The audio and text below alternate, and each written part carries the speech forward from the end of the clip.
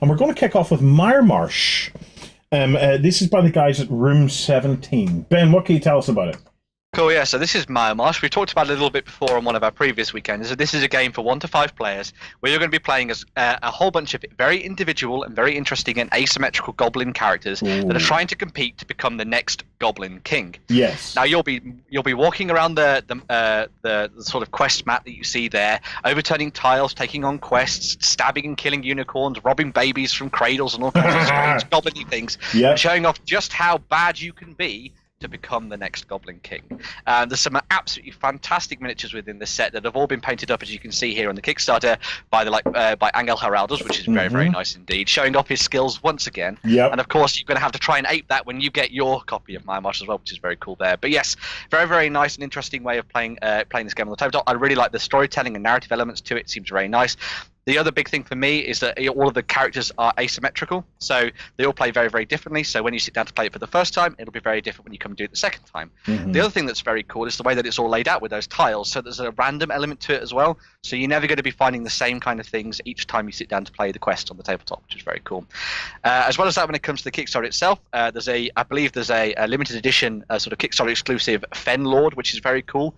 Very big, awesome miniature, and they've also been doing some really cool expansions and all kind of things there as well, adding in new ways to play the game. They've also been working with a whole bunch of other companies as well.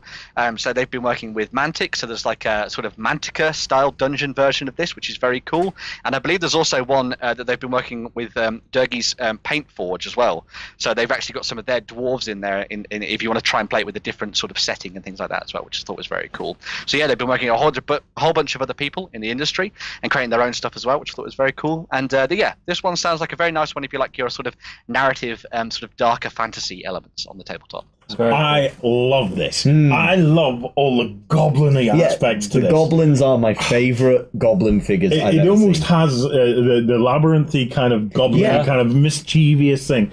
I want to be in this game. I want us all, us all to be in this game. We want in too, Mantic.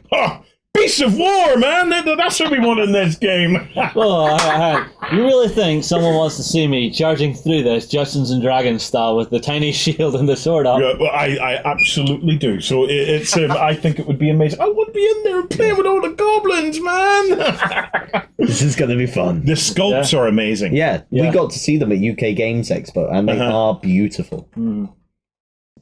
Good.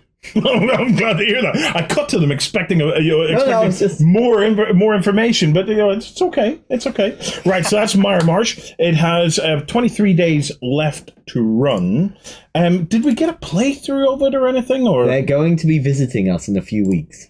Ah, okay. Before Kickstarter finishes, or before their Kickstarter finishes. Right. Stay tuned for that. We'll try and get a playthrough and bring you up to speed on it.